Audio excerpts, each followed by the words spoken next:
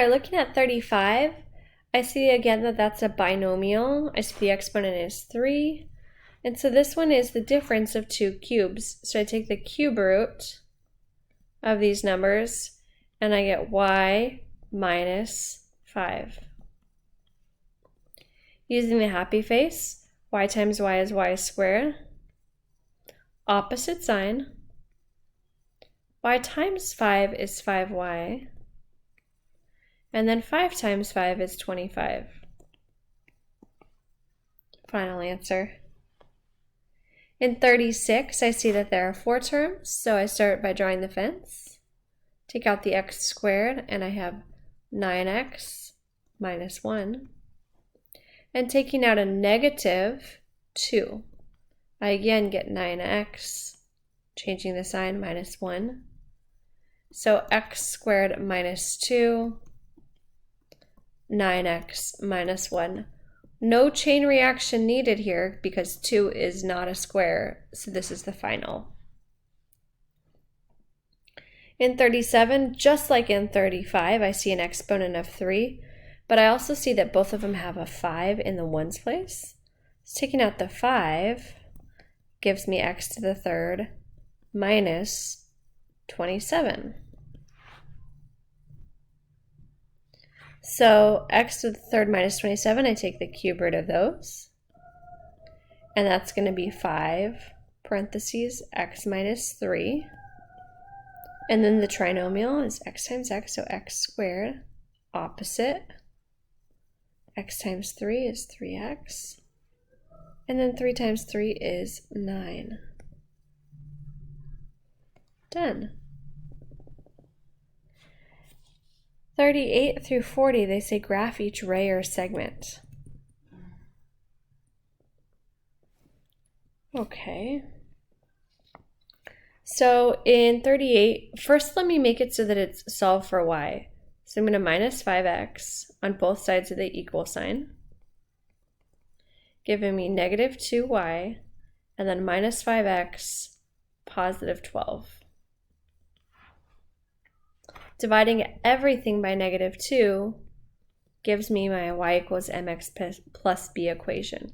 Y equals positive 5 over 2 x minus 6. So this graph only happens when x is greater than 0. So when I make my t-chart for this, I always make a t-chart to graph these. I want x here, and then I want 5/2 x minus 6 here. I always plug in the boundary number, so I'm going to plug in 0, and then I'm going to plug in a number that's bigger than 0. So remember, this is going to graph from here to there. That's 0 for x towards infinity.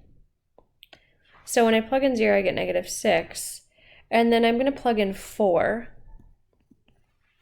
because 4 will cancel out with the 2. So in my head, I'm doing the 4 here as the x. So 5 times 4 is 20, divided by 2 is 10. 10 minus 6, which is equal to 4. So I've got the order pair 4, 4. 4, 4. And then also 0, negative 6, which will have the open circle.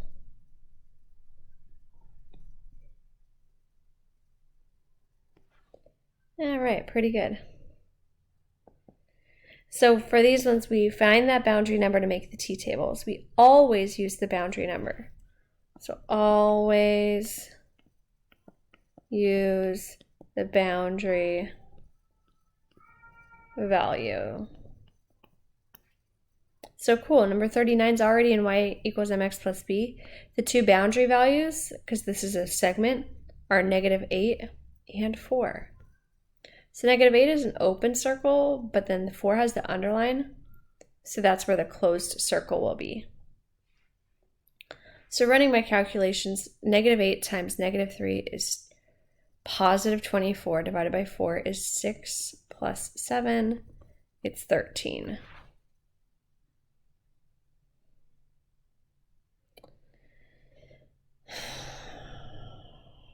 Okay. Then we're going to plug in 4. That's going to just be negative 3 plus 7, which is 4. So let's try to graph that.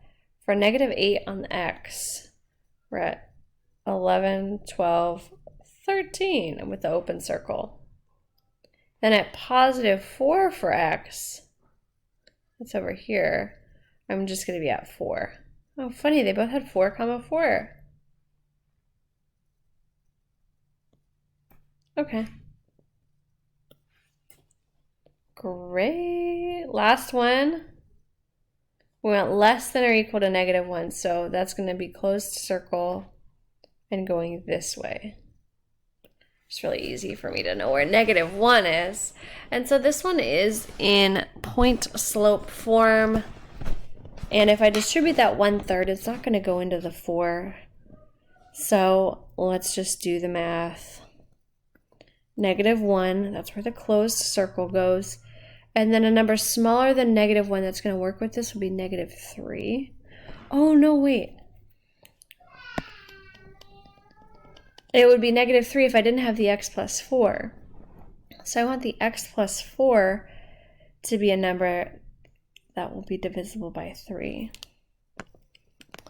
So the negative 1 works. So then maybe I want negative 2 plus 4 is just 2, not 6. So I want negative 8.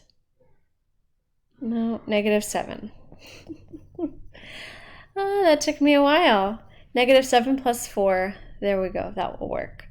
So negative 1, that's going to give me, let's add the 3 over here. So that's going to be 1/3 of negative 1 plus 4, 3. And then I still have the plus 3. So that cancels out and I get 1 plus 3, which is 4. Then with the negative 7, it's 1/3. And then negative 7 plus 4 is negative 3 plus 3. This is negative 1 plus 3, which is 2. Okay, let's graph it. So at negative 1, I'm at positive 4. Closed circle. Then at negative 7 for x, I'm at positive 2. Well, that makes sense. I could just go down 1 and over 3. Duh. Lovely. I could have just used the slope of 1/3. So going backwards, I go down and backwards, but see how if I count up 1 over 3, it looks really nice. All right, that was fun. A good refresher. For 41 and 42, it says graph each absolute value function. So remember, these are m x minus h plus k, where h comma k is the vertex and m is slope. So state the vertex and x and y intercepts. So in 41, the vertex is going to be 2, 0. 2 is the h, and then the k values over here, there's nothing. 2, 0 is right here. So that's also the x-intercept is 2, 0. The slope, I don't see it, which just means it's 1. So I go up 1 and over 1 for my vertex. To the right. Then I go up 1 and backwards 1 on from my vertex to get the other side. And then of course I want to make it pretty good. I don't know why it's so wiggly. And I also found the y-intercept of 0, 2. So the domain here is negative infinity to infinity. But the range, which has to do with the y values, we see that there are no y values down here. The first y value we meet is right here. And that's 0. We're there at 0, and then the arrows point up to infinity. So the range is 0 to infinity. This has a minimum. The minimum value is 0. No maximum. And then for the increasing and decreasing intervals, all right, so those, we draw that vertical line through the vertex, and we go to negative infinity here, this is positive infinity here, and this value is 2, and this is 2. So when I trace this with my finger is going down at first. So the decreasing interval is negative infinity till 2. And the increasing interval is 2 until infinity. And then is this 1-to-1? Whoa. No, it is not 1-to-1. 1-to-1, it's a fail.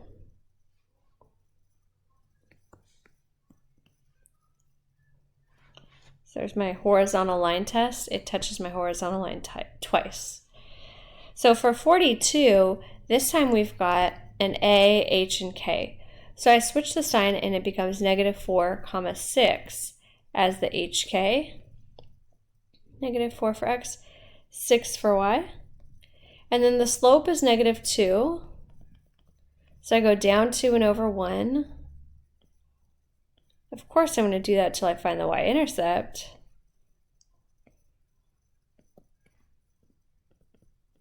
The y-intercept is 0, -2. That's my vertex, -4, 6. So this is the vertex here, and I'm going to go down 2 and over 1 the other direction to complete that V shape.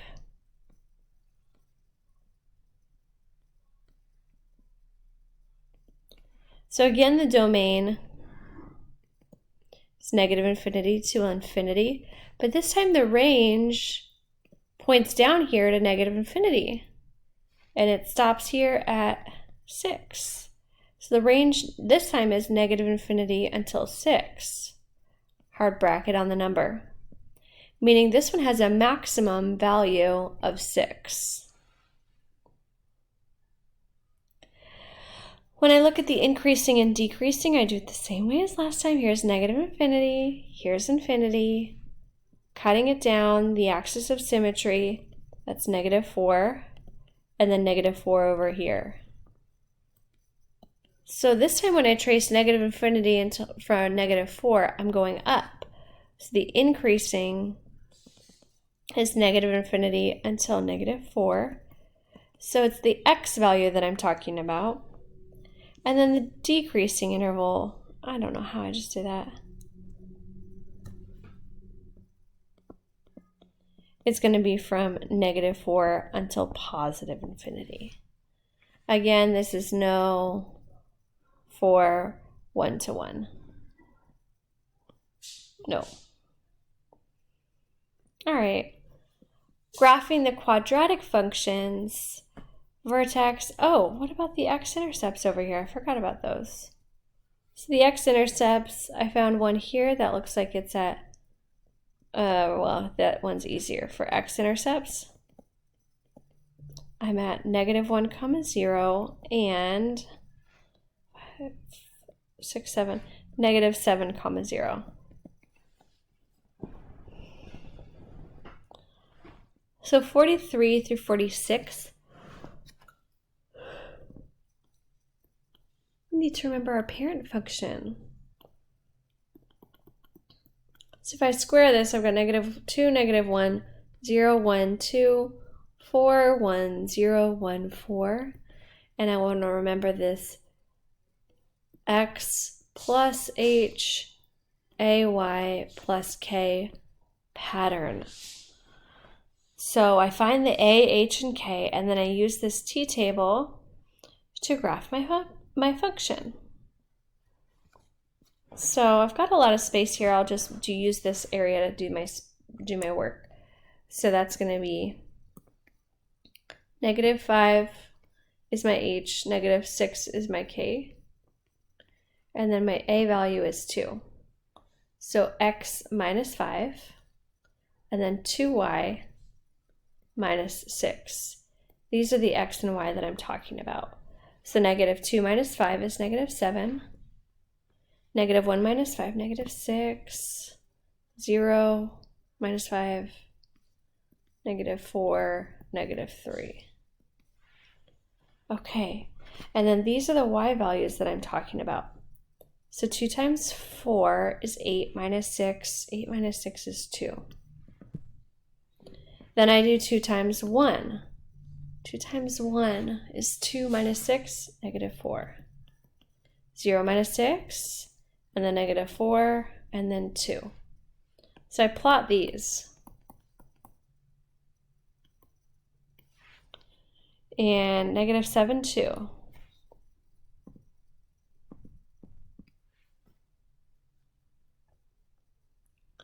Negative 6, negative 4, and negative 5, negative 6. So negative 6, negative 4, negative 5, negative 6. And then I come back around using my symmetry.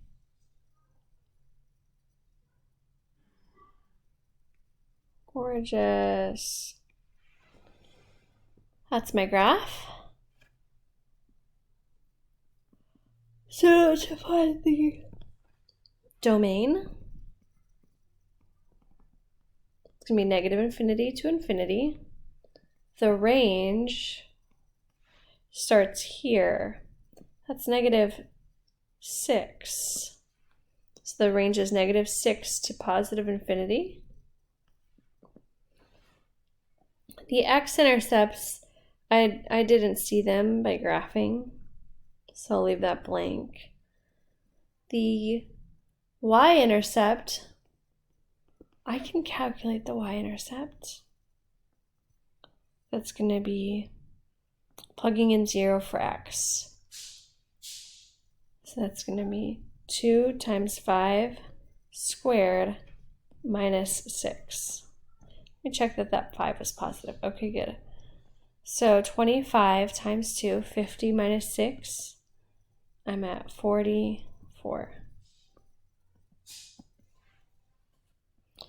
And then for the increasing and decreasing, all right. Negative 5, negative 5, negative infinity, infinity. When I first traced it, my finger is going down, so increasing and then decreasing. It increases from negative 5 until infinity, but it decreases from negative infinity until negative 5.